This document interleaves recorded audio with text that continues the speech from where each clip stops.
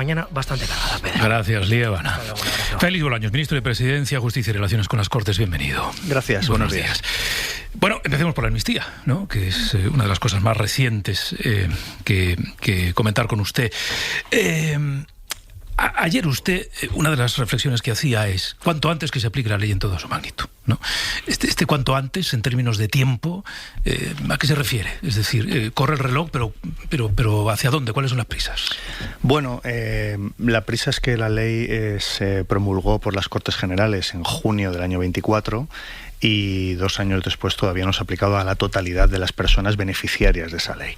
Es verdad que la ley de amnistía ya está desplegando efectos y ya ha desplegado durante estos 2 años. Hay casi 400 personas que ya han sido amnistiadas, pero sin embargo todavía los líderes de aquel proceso independentista todavía no se les ha aplicado la ley de amnistía.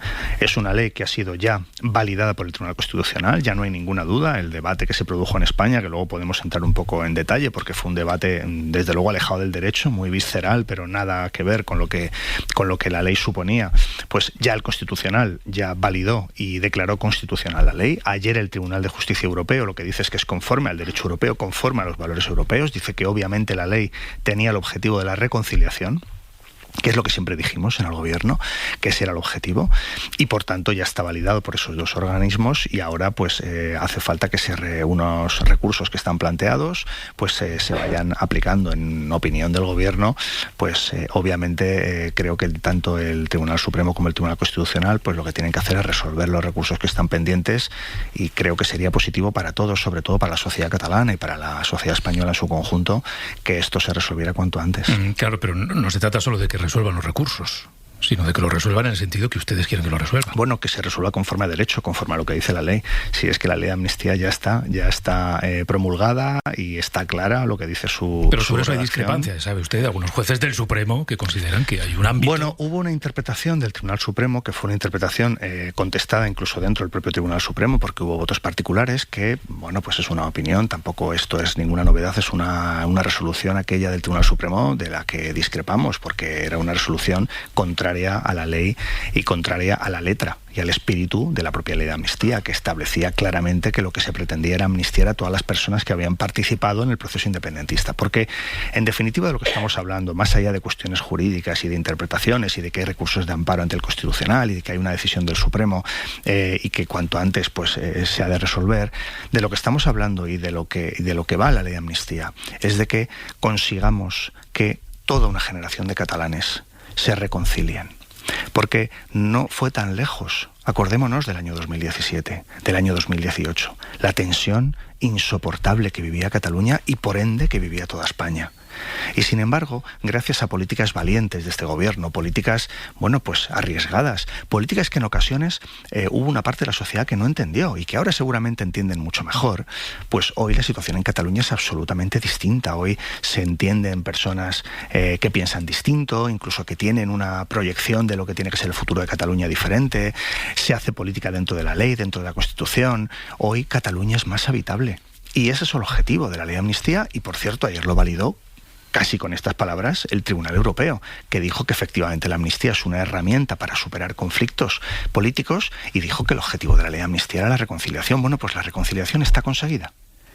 Y creo que a nadie se le puede escapar que si las 400 personas que han sido amnistiadas, las pocas personas a las que todavía queda de aplicar la ley de amnistía, pues ¿qué reconciliación hubiera habido en Cataluña si estas 400 y pico personas hubieran ingresado en prisión? ¿A quién se le puede ocurrir? Es que son políticas que no buscan que Cataluña y España sean más habitables, que no buscan la convivencia, que no buscan la tolerancia entre diferentes. Es que son políticas, si tú quieres que entren en prisión estas personas, lo que estás buscando es venganza. Y por tanto, yo creo que la ley de amnistía en ese sentido ha sido un logro colectivo de la sociedad española para conseguir cohesionar más a nuestro país. Acaba de decir, la reconciliación está conseguida. ¿Usted lo cree firmemente? ¿Cree que los catalanes se han reconciliado ya? Mire, la tensión que se sufrió en Cataluña en 2017 y 2018 y aquellos años del procés, aquellos años tan duros, es una tensión que llegó a afectar a familias, que llegó a afectar compañeros de trabajo, que llegó a afectar a amigos. Es decir, es una tensión que caló en lo más profundo de las raíces de la convivencia de la sociedad catalana. Lo que ha hecho el gobierno de España ha sido, con mucha valentía, llevar a cabo políticas que puedan resolver precisamente esa crisis de convivencia que se produjo en Cataluña. Claro que hoy en Cataluña hay una convivencia que no existía hace una década. Claro que hoy en Cataluña hay una reconciliación entre personas que pensaban diferente. Es que se acaban de aprobar unos presupuestos en Cataluña con partidos que defendían el proceso soberanista y que defienden la independencia de Cataluña, y partidos que no defendían ni el proceso independentista ni tampoco defienden la independencia de Cataluña. Y hoy se están entendiendo. Eso evidentemente es la reconciliación. ¿Qué es lo que hay enfrente? ¿Cuál es la alternativa? ¿Pelearnos? ¿Anular una parte de la sociedad a otra? Yo creo que lo fundamental es que hablemos entre diferentes. Eso es lo valiente. Eso es lo que verdaderamente transforma una sociedad. Eso es lo que hemos conseguido. Que hoy en Cataluña sea un momento de acuerdos, de prosperidad, de trabajo compartido, de que se lleguen a distintas leyes y a distintos entendimientos entre partidos absolutamente diferentes en su concepción. Y eso es la reconciliación. La ley de amnistía, en definitiva, es la reconciliación de toda una generación de catalanes. Y eso no habría sido posible sin la ley de amnistía. Por supuesto, y ninguna. Y como no hubiera sido posible sin los indultos, como no hubiera sido posible si no nos hubiéramos sentado con los partidos independentistas, por supuesto que sí. Es que a alguien se le ocurre cómo se puede solucionar el conflicto en Cataluña si no te sientas con el que piensa distinto. Pero ¿cuál es la alternativa? La derecha y la ultraderecha, el Partido Popular y Vox, sacaron a miles de personas a la calle. ¿Qué les están diciendo ahora? ¿Cuál era su alternativa? ¿Que se siguieran peleando en Cataluña? ¿Hasta dónde? ¿Hasta cuándo? ¿No sentarse con el de enfrente? ¿De verdad? ¿Esto es una política de altura? Pero ellos, ¿qué pretenden? ¿Cronificar el conflicto? ¿Cronificar el enfrentamiento? ¿Cronificar la tensión? ¿Sacar a miles de personas a la calle, por cierto, metiéndolas miedo?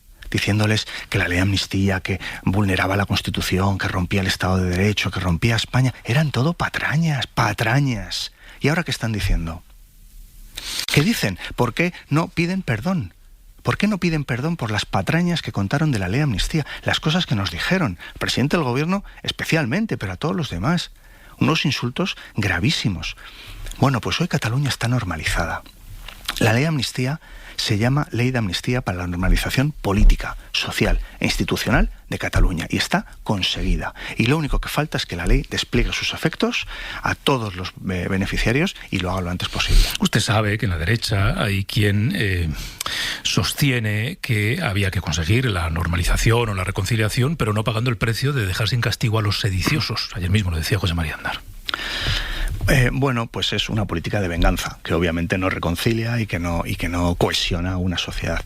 Vamos a ver, castigo tuvieron los que fueron condenados y los que no han sido condenados. Porque si a usted le parece poco castigo estar fuera de tu país y de tu casa, 8 o 9 años, pues parece suficiente. No obstante, yo creo que la política no tiene que articularse a través de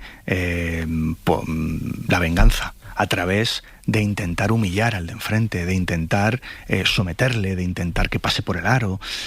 Al revés, yo creo que lo valiente en sociedades complejas como la nuestra y sociedades más complejas si cabe, como es la sociedad catalana, lo valiente es sentarte con el que no piensa de la misma manera y llegar a un punto de entendimiento. Esa es nuestra política. Eso es lo que nosotros queremos. Eso es política con mayúsculas. Y es lo que hemos hecho. Es lo que hemos hecho. Y los resultados están ahí. Ni una sola de las personas, por muy acérrimo crítico que fuera de la ley de amnistía, hoy podrá decir que la ley de amnistía no ha tenido unos frutos muy favorables y muy positivos para Cataluña y para el conjunto de España. Ni uno solo. Y mi pregunta es, como pasa tantas veces con PP Vox, ¿cuál es su alternativa? ¿La alternativa cuál era? ¿El enfrentamiento continuo? ¿La cronificación del conflicto? ¿El intentar someter al que no piensa como tú? Pues claro que los independentistas cometieron muchos errores. Por supuesto que sí. Claro que vulneraron la ley, vulneraron la Constitución, evidentemente. Pero yo creo que lo que tenemos como responsabilidad, los que somos dirigentes políticos, es precisamente superar ese enfrentamiento. Y hoy en Cataluña se vive con normalidad institucional, política y social. Y ese era nuestro objetivo, y está conseguido. La política, como muchas cosas en la vida, es también cambiar de opinión, ¿no? Cambiar de opinión. ¿Por qué le digo esto? Porque esto es una obviedad. Es decir, la idea que el propio presidente Pedro Sánchez tenía del encaje de una ley de amnistía en la Constitución, la ley antes del 23, era diferente a la que ahora tienen ustedes. Digamos que la convicción era otra, ¿no? Y el encaje no se veía del todo. Creo que empezamos a tener una opinión más formada sobre la amnistía cuando lo estudiamos en profundidad. Y ese estudio en profundidad se produjo, pues es verdad, a raíz de las elecciones del 23. Y mire, la prueba de que la ley de amnistía es un éxito es que todo el mundo se atribuye la paternidad. Bien, yo no lo hago.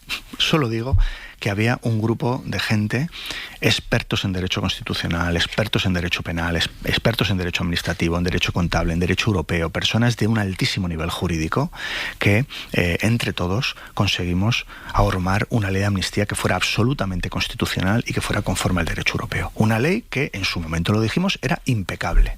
Impecable. No todas las leyes de amnistía hubieran sido impecables y hubieran sido conformes a la Constitución y al derecho europeo. Es decir, que obviamente se podía haber hecho peor y se podía haber hecho mal, pero hicimos un estudio muy en profundidad y muy en detalle para saber que la ley de amnistía podía ser constitucional y podía ser conforme al derecho europeo. Y lo hemos conseguido.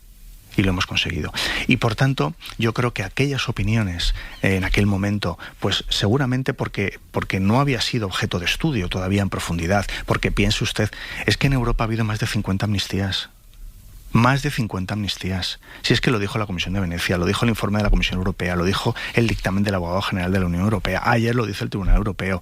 Es que es evidente que, por supuesto, que las amnistías caben en el derecho europeo, si ha habido más de 50. Por cierto, todas para, precisamente, acabar, o apaciguar conflictos políticos o sociales. Para eso sirven las amnistías. Y por eso todos los países europeos, en mayor o menor medida, cuando tienen un conflicto político de esa naturaleza, pues recurren a amnistías.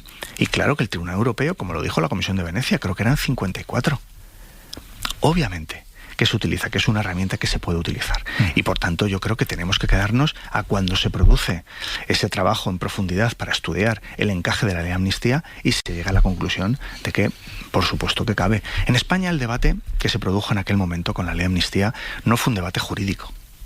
Hubo muchas personas, muchas muy buenas cabezas jurídicas en nuestro país que opinaron cosas que no se sostenían en derecho, porque había un prejuicio ideológico, porque hubo, pues una crítica feroz a la ley de amnistía, que era una crítica más política que jurídica. Jurídicamente se ha visto que claro que cabe en la Constitución, pero si la ley de amnistía del 77 sigue vigente, si lo han dicho los tribunales, una ley de amnistía cabe y otra no, claro que caben las dos en la Constitución, igual que caben en el derecho europeo.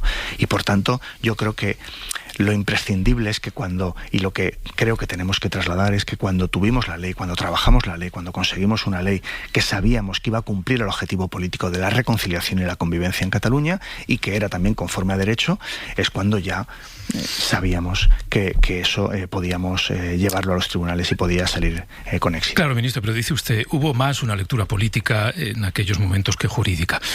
Bueno, claro, la ley de amnistía formó parte del acuerdo con Junts, que es un acuerdo puramente político, para la investidura del 23. No solo con Junts, también con Esquerra Republicana. Bueno, con Esquerra, con el independentismo. Mire, quiero decir, había una dimensión de la ley y usted sabe que al gobierno le reprochan que respecto a la ley de amnistía había más necesidad que convicción sobre la ley. Bueno, yo creo que había una convicción. Y cómo articularla fue lo que con la ley de amnistía finalmente se decidió. La convicción que tenía el gobierno de España, en todo momento lo ha tenido, es que la solución al conflicto en Cataluña no era encarcelar a las personas que hubieran participado en el proceso independentista. Yo insisto en la pregunta. ¿De verdad alguien cree que si las 400 y pico personas que se van a beneficiar de la ley de amnistía hubieran sido encarceladas, la situación en Cataluña sería mejor? ¿De verdad alguien lo cree? Es evidente que no. Es evidente que no. Y claro que hubo también una negociación política, donde grupos parlamentarios, y no solo los otros grupos que le he mencionado catalanes, sino otros grupos parlamentarios, nos pedían que diéramos una solución definitiva a la crisis en Cataluña y las personas que tenían causas penales pendientes. Y no solo penales, contables ante el Tribunal de Cuentas, en fin, de todo tipo. Bueno, y esa solución definitiva y de una vez era la ley de amnistía. Y costó. Y hubo un entorno, una presión por parte de la derecha muy dura y sacaron a la gente a la calle para insultarnos y para decir mentiras. que estábamos acabando con el Estado de Derecho, cuando lo que hemos conseguido es precisamente cohesionar más nuestro país, que las instituciones y las leyes sean más sólidas y que hoy Cataluña sea un lugar más habitable, con mejor convivencia y donde por fin la sociedad catalana se ha podido reconciliar y va a ser para una generación. Puesto que la ley de amnistía y las consecuencias que se esperaban derivaran de la ley de amnistía fue un elemento central en aquella negociación con Junts para poder conseguir la investidura. Ahora que Junts ya no es un socio habitual del gobierno, ¿sienten ustedes que está siendo desleal? Bueno, quizá otra de las características de esta legislatura, también lo fue de la anterior, es que tenemos el Parlamento más fraccionado que había conocido la democracia en nuestro país. Y esto, pues puede ser más fácil o más difícil de gestionar, en concreto para el gobierno, y no le digo nada para el ministro de Relaciones con las Cortes, pero esto es lo que han votado los españoles, y los españoles votan unos parlamentos, y nuestra responsabilidad y nuestra obligación, le diría, es gestionarlo. Y por tanto, yo tengo siempre el máximo respeto a todos los grupos parlamentarios y a todas las posiciones políticas que hacen públicas. Lo que sí le digo es que hacemos un trabajo para sentarnos con ellos, para buscar soluciones, para buscar entendimientos, para buscar acuerdos, para que la legislatura siga avanzando. A día de hoy, en la legislatura actual, hemos aprobado 68 leyes. 68, más que ningún parlamento autonómico, incluso algunos con mayoría absoluta. Ganamos el 86% de las votaciones. Yo ya sé que el titular es el 14% restante, pero el 86% de las votaciones las gana el gobierno. Bueno, los presupuestos en el Congreso. No lo sacan, ahora, que no es cosa menos. Ahora hablamos de presupuestos, porque está claro que la situación económica en nuestro país es la mejor de la historia nunca conocida sin presupuestos. Estamos multiplicando por 6 el crecimiento económico de la Unión Europea, por 6. Hemos llegado a 22,4 millones de afiliados a la Seguridad Social. Es decir, evidentemente que estamos teniendo una situación económica y social que es muy positiva. Y hoy la locomotora de Europa es España. Hoy la mitad de los empleos de alto valor añadido que se crean en Europa lo hace España. Y por eso no se quiere hablar de economía y de trabajo y de empleo y de condiciones dignas, como no se quiere hablar que nosotros actualizamos las pensiones conforme lo que sube la vida y no el 0,25 de miseria del PP, no se quiere hablar que tenemos la mayor partida de becas de la historia. Es decir, de los elementos fundamentales que hacen que las condiciones de vida de los ciudadanos sean mejores, de eso no se quiere hablar. Yo vengo a hablar de eso.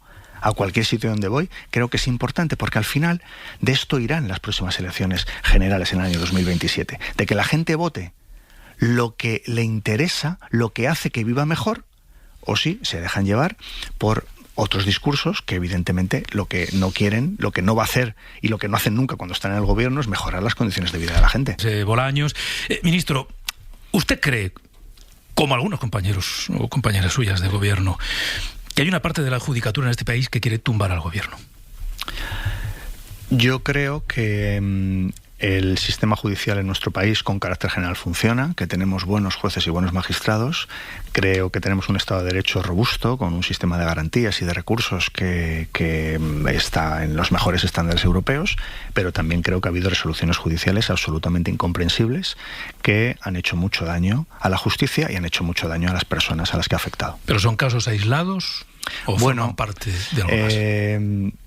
Son casos que han sucedido y cuando ha habido resoluciones absolutamente incomprensibles, alejadísimas del derecho, pues yo hubiera confiado en una respuesta, digamos, más contundente del propio sistema de garantías que tiene nuestro país a todos los niveles, ¿no?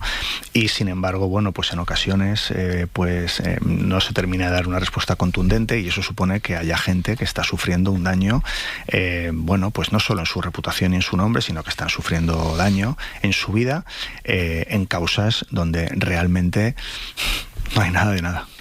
Claro, que un juez tome decisiones alejadas del derecho, como usted dice, en causas donde no hay nada de nada, es tanto como decir que un juez delinque. Bueno, yo no digo tanto. Yo digo que el sistema debería ser lo suficientemente robusto para cuando hay una resolución judicial incomprensible y alejada del derecho para que se revoque en un tiempo muy ágil. Y es verdad que en ocasiones, pues bueno, se va acariciando, pues sí, se revoca, en ocasiones se revocan muchas veces, hay causas donde hay muchas revocaciones por el órgano superior, pero lo cierto y verdad es que, bueno, pues la causa se va diluyendo, se va reduciendo, pero va continuando. Y esto hace daño, y hace daño que a mí como ministro de Justicia lo que más me preocupa, por supuesto que me duele que haya gente que esté sufriendo en causas donde no hay nada, pero como ministro de Justicia me preocupa el daño que se está produciendo al nombre y a la reputación de la justicia en nuestro país. Y esto tiene que ver con muchos factores, por supuesto, nada en la vida responde a un único factor, pero quizá el principal es que haya resoluciones judiciales absolutamente incomprensibles y que no haya una respuesta adecuada del sistema de recursos y garantías del Estado de Derecho. En esas causas en las que no hay nada, ¿incluye la de Begoña Gómez? Sí. Pese a que la Audiencia de Madrid, con 5 jueces en la sala, haya decidido llevarla a juicio. Bueno, vamos a ver, el auto de ayer de la Audiencia Provincial dice muchas cosas. Yo creo que es una causa que, bueno, pues por el camino se va deshaciendo, porque evidentemente donde no hay nada, pues acabará en nada, ¿no? Y si recuerdan los oyentes de la cadena SER, pues hace 3 meses estaba imputada por 5 delitos y ya ahora mismo pues está por 2 y tenía unas medidas cautelares y ahora no tiene nada. Y no es que nadie pueda estar contento porque una persona que no ha hecho nada pues siga imputado. Nadie puede estar contento por eso. O sea, el objetivo es que obviamente quien no ha hecho nada pues no tenga ninguna consecuencia. Pero yo creo que ayer la Audiencia Provincial lo que dice es, bueno, estamos en una fase inicial, no es el momento, yo me quedo con la frase que pronuncia la propia Audiencia Provincial de no es el momento de hacer una valoración completa, conjunta y en profundidad de la prueba. Estamos en un momento, esto es una instrucción, meros indicios, si puede o no puede ser verosímil, pero no vamos a hacer un análisis completo de la prueba. Cuando se haga un análisis completo de la prueba se demostrará que no hay nada de nada. Y lleva 2 años. Por cierto, esto proviene de una denuncia que se debió inadmitir el primer día. Conviene recordarlo, el primer día. Una organización ultraderechista que persigue a esta señora, a Begoña Gómez, por ser la mujer del presidente del gobierno, por ser progresista, es decir, con un ánimo político, presenta una denuncia con recortes de prensa. Según la jurisprudencia pacífica del Tribunal Supremo, el primer día se tenía que haber inadmitido, no debería haber pasado ni del registro. Y llevan 2 años. Y claro, pues, en fin, digamos que la respuesta que aquí ha dado la justicia a un caso absolutamente flagrante donde no hay nada de nada, pues no ha sido una respuesta muy adecuada ni muy contundente. Le tengo que dejar marchar porque tiene otros compromisos, pero por personificar, por trasladar al oyente una imagen potente de lo que usted decía. Entiendo, por tanto, que el juez Peinado debería ser uno de esos jueces sobre los que el sistema tenía que haber reaccionado. Sí, claro. ¿Cómo? ¿Apartándole? Bueno, tiene medios, hay herramientas legales, tanto en el Consejo General del Poder Judicial como los propios tribunales superiores, la Audiencia Provincial. La Audiencia Provincial de Madrid le ha revocado en 16 ocasiones.